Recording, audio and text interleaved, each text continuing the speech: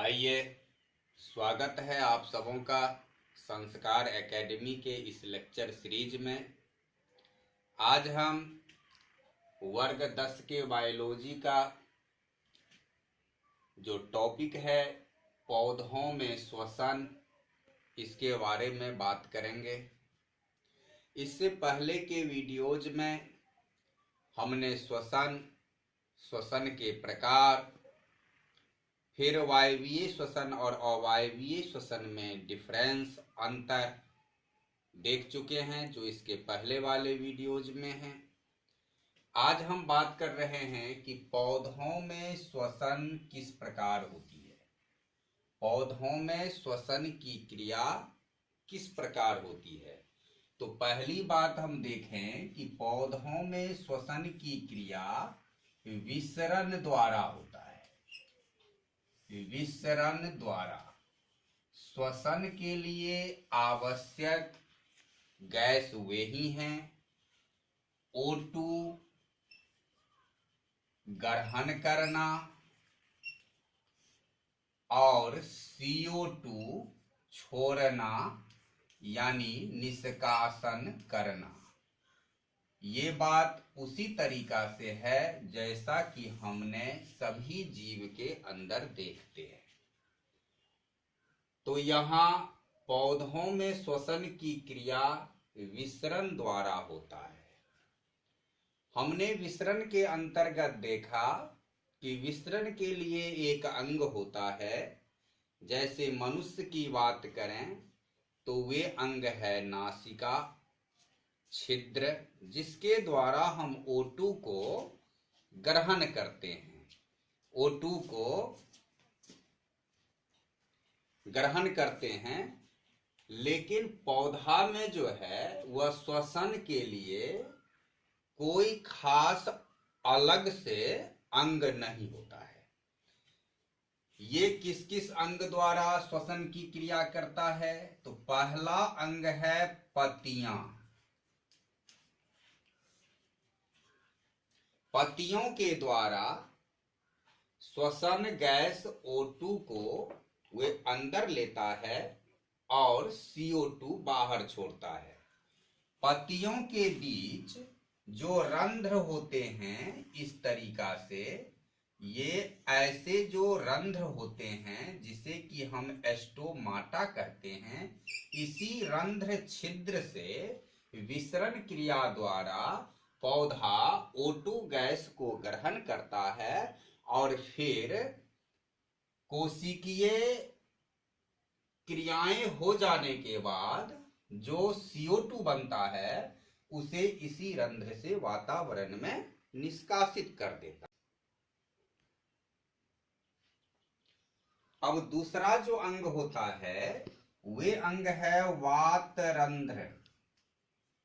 ये वातरंध्र पुराने वृक्ष की जो त्वचा है उसके ऊपर ये वातरंध्र होते हैं और इस वातरंध्र छिद्र से पौधा श्वसन गैसों का आदान प्रदान करता है।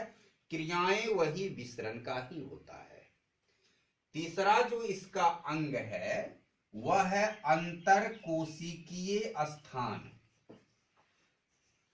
अंतरकोशिकीय स्थान, ये अंतरकोशिकीय स्थान है दो कोशिकाओं के बीच का जो रिक्त स्थान होता है। जैसे मान लो कि एक कोशिका इस तरीके से है, एक कोशिका इस तरीके से है और इस तरह जो ऐसे जो कोशिका है, ये जगह जो है इसी को हम कहते हैं अंतरकोशिकीय स्थान। और ये अंतरकोशिकीय स्थान जो छिद्र जैसा है, इसी अंतरकोशिकीय स्थान से भी पौधा O2 को ग्रहण करता है श्वसन की क्रिया में और CO2 का निष्कासन करती है।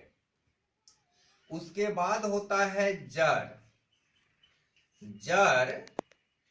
जड़ के अंदर मूल रोम होता है। जड़ में मूल रोम होता है और यह मूल रोम किस कोशिका का बना होता है?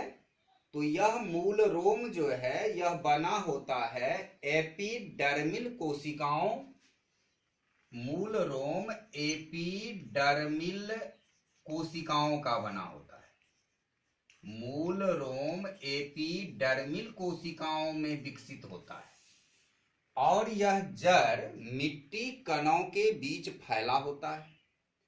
तो मिट्टी कणों के बीच जो हवा भरी होती है, ऑक्सीजन होते हैं, उस ऑक्सीजन को यह मूल रोम ग्रहण कर लेता है, अवशोषण कर लेता है और फिर बने कार्बन डाइऑक्साइड को इस मूल रोम के ही द्वारा, इस एपिडर्मिल कोशिकाओं के ही द्वारा जमीन में छोड़ देता है।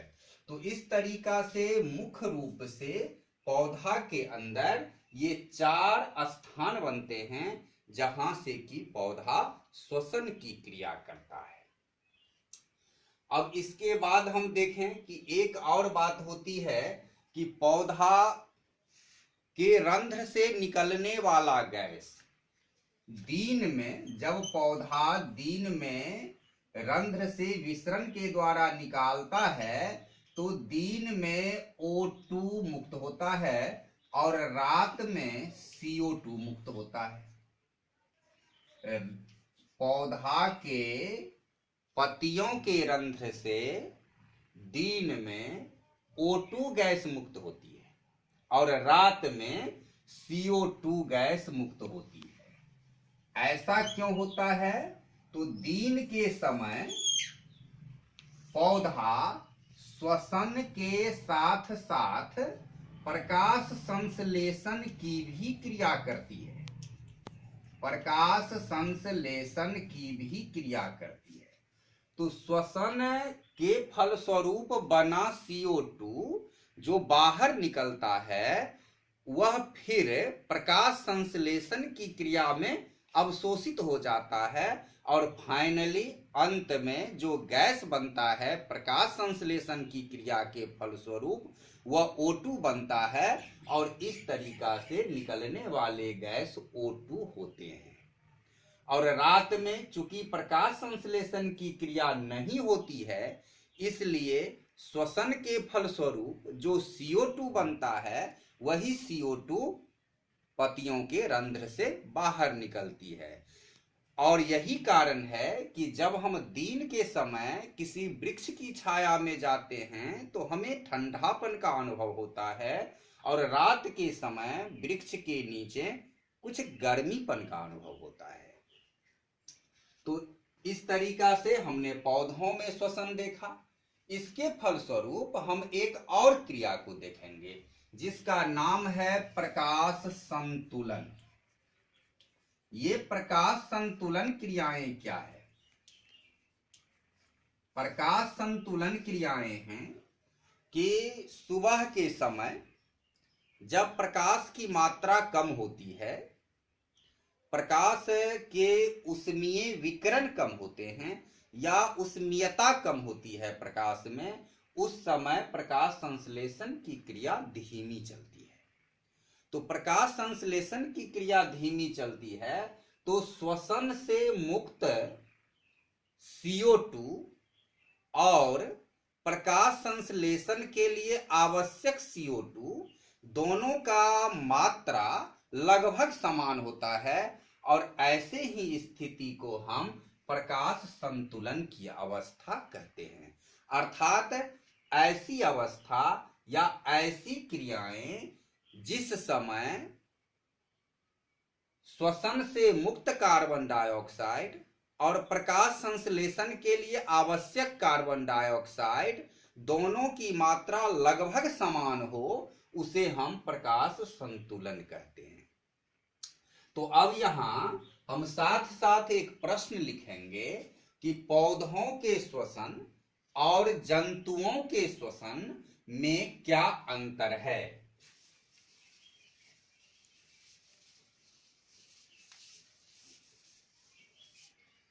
तो चलो, प्रश्न है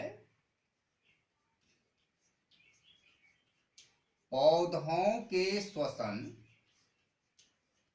और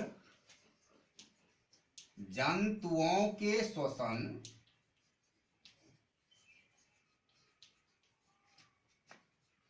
में क्या अंतर है? तो हमने स्पष्ट देख लिया है, इसका हम उत्तर लिखेंगे कि पौधों के श्वसन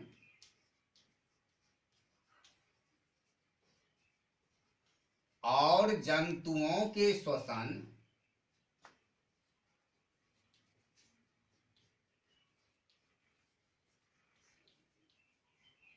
में निम्नलिखित अंतर है।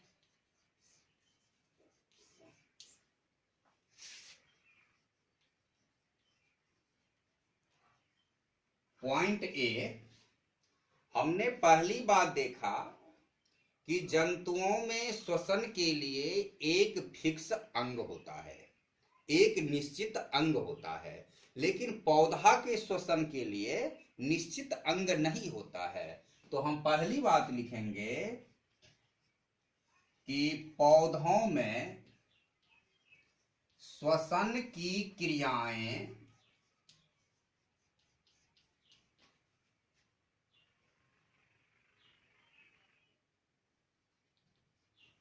अनेक अंगों द्वारा होता है, जबकि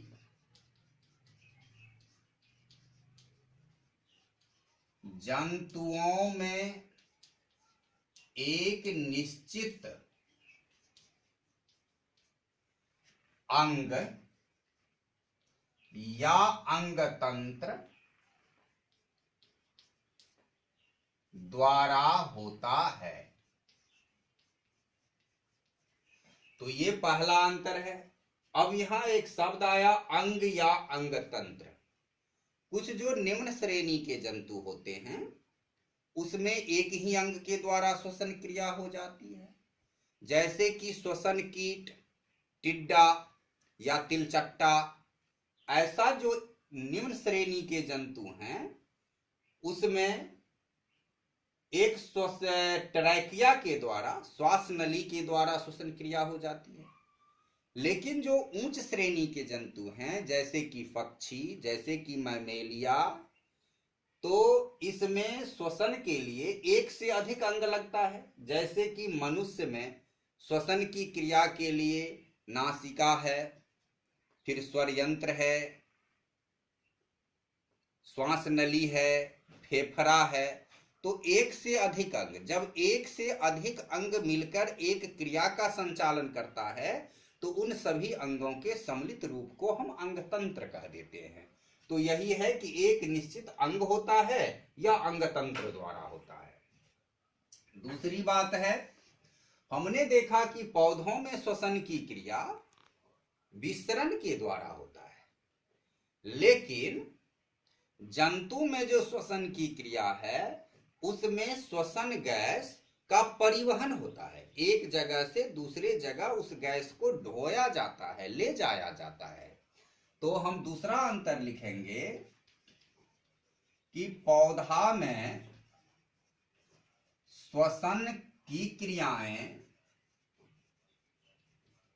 विसरण द्वारा होता है, विसरण द्वारा होता है, जबकि जंतुओं में परिवहन द्वारा होता है।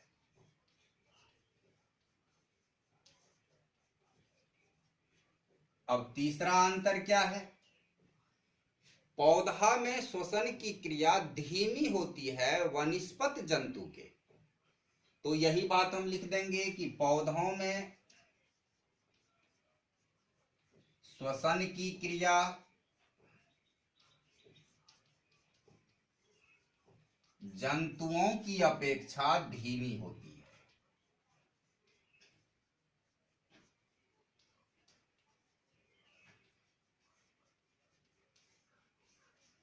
तो इस तरीका से हमने पौधों के श्वसन और जंतुओं के श्वसन में जो अंतर देखा, उस अंतर को हमने देख लिया कि क्या अंतर है।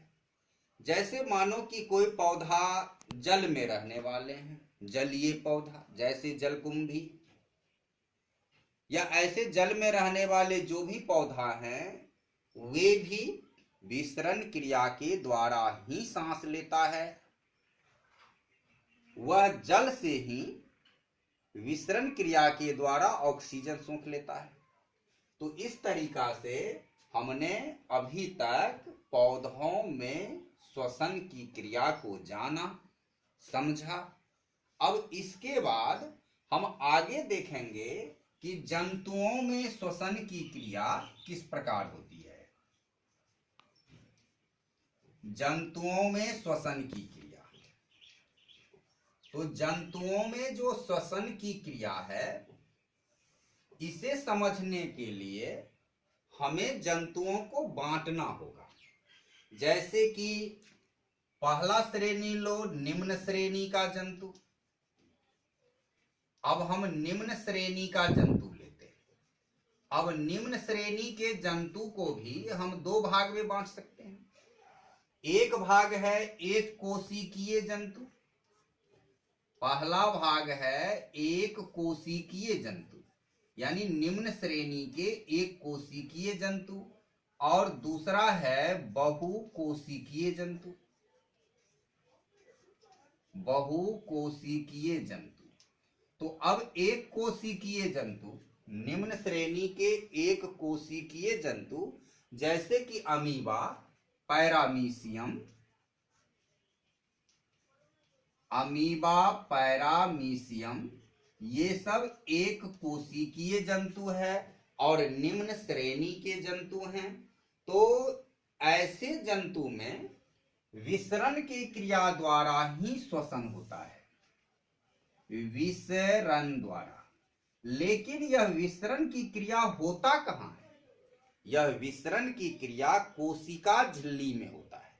कोशिका झिल्ली के विसरण क्रिया के द्वारा, कोशिका झिल्ली में, यह उसके कोशिका झिल्ली में विसरण की क्रिया द्वारा एक निम्न श्रेणी एक कोशिकीय जंतु श्वसन की क्रिया करता है। अब निम्न श्रेणी के बहुकोशिकीय जंतु जैसे कि हाइड्रा, इसमें श्वसन की क्रिया विसरण द्वारा ही होता है, लेकिन यह विसरण की क्रिया शरीर के सतह पर होता है। तो इस तरीका से निम्न श्रेणी के जंतु जो एक कोशिकीय हैं उसमें विसरण की क्रिया कोशिका झिल्ली में होता है, जबकि बहुकोशिकीय जंतु में विसरण की क्रिया शरीर के सतह पर होता है। अब यदि हम दूसरा देखें उच्च श्रेणी के जंतु, तो उच्च श्रेणी के जंतु जैसे कि पक्षी वर्ग एमिफीबिया है या मैमेलिया है, तो इस श्रेणी के जो जंतु हैं वह उच्च श्रेणी के जंतु हैं। अब उच्च श्रेणी के जंतु को अधिक ऊर्जा की आवश्यकता होती है, क्योंकि इसमें होने वाले जो शारीरिक क्रियाएं हैं वह अधिक होता है। तो अधिक क्रियाएं होगा तो अधिक ऊर्जा की आवश्यकता होगी, और जब अधिक ऊर्जा की आवश्यकता होगी तो ऑक्सीजन की आपूर्ति भी अधिक होना है। तो ऑक्सीजन की अधिक आपूर्ति होगी तो वह आपूर्ति विसरण क्रिया के फलस्वरूप संभव नहीं होता है। इसलिए उच्च श्रेणी के जंतु में श्वसन की क्रिया विशेष अंग द्वारा होता है। तो वे विशेष अंग जो है श्वसन क्रिया के लिए जो विशेष अंग है उसमें सामान्य अंग जो है, सामान्य विशेष अंग, उसके अंतर्गत हम लिख सकते हैं कि पहली बात ये विशेष अंग है श्वास नली या ट्रैकिया। इसको हम कहते हैं श्वास नली या ट्रैकिया। उसके बाद दूसरा जो विशेष अंग है उसका नाम है गिल्स, और तीसरा है फेफड़ा। तो उच्च श्रेणी के जंतु में जो श्वसन अंग है उसमें सामान्य श्वसन अंग है श्वास नली या ट्रैकिया,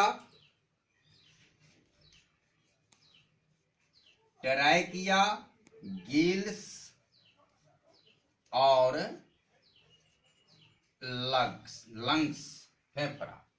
तो ये अब इसमें श्वास नली के द्वारा कैसे जंतु में श्वसन की क्रिया होता है, गिल्स के द्वारा कैसे जंतु में होता है और फेफड़ा के द्वारा कैसे जंतु में होता है, तो इसे हमें अलग अलग देखना होगा। श्वास नली या ट्रैकिया के द्वारा होता है जैसे कि तिलचट्टा है, ग्रास हॉपर, टिड्डा है। तो ऐसे जंतुओं में श्वास नली या ट्रैकिया के द्वारा श्वसन की क्रिया होती है और ऐसे जंतु को हम श्वसन कीट कहते हैं। ऐसे जंतु का नाम श्वसन कीट है, जैसे कि हमें चर्चा किया टिड्डा का या तिलचट्टा का, तो ये सब श्वसन कीट है। इन श्वसन कीट के रक्त में, ब्लड में हीमोग्लोबिन जैसा कोई रंजक नहीं होता है। हीमोग्लोबिन जैसा कोई रंजक नहीं होता है, इसलिए इसमें जो ऑक्सीजन की ढुलाई है या कार्बन डाइऑक्साइड की ढुलाई है वह हम मानवों जैसा नहीं होता है। इसमें क्या होता है कि इसके शरीर में ये श्वास नली या ट्रैकिया, जैसे कि मान लो ऐसा जो इसका शरीर है, इसके शरीर में ऐसे इसके शरीर में अनेक शाखित, अनेक इस तरह से शाखित अंग होते हैं। ऐसे शाखित अंग है और इस शाखित अंग में ऐसे बहुत सारे रंध्र होते हैं और यह शरीर की सतह पर रंध्र है। और इसके अतिरिक्त जैसे कि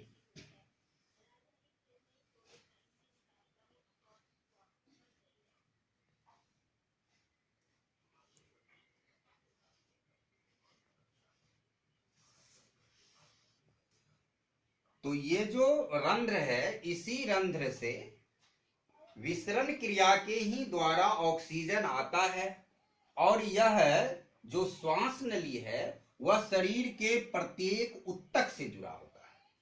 तो प्रत्येक उत्तक से जुड़ा होता है और इसका एक सिरा इसके शरीर के ऊपर रंध्र के रूप में खुलता है। तो इसी रंध्र से ऑक्सीजन विसरण क्रिया द्वारा अंदर गया, उत्तक तक गया, उत्तक में कोशिकीय श्वसन हुआ और फिर उस श्वसन के फलस्वरूप जो CO2 है इसी तरह आता है और रंध्र से बाहर निकल जाता है। तो इसमें चूंकि हीमोग्लोबिन जैसा कोई रंजक नहीं होता है, इसलिए श्वसन की क्रिया विसरण के ही द्वारा होता है और एक ही अंग द्वारा होता है जिसका नाम है श्वास नली या ट्रैकिया। उसके बाद दूसरा है गिल्स।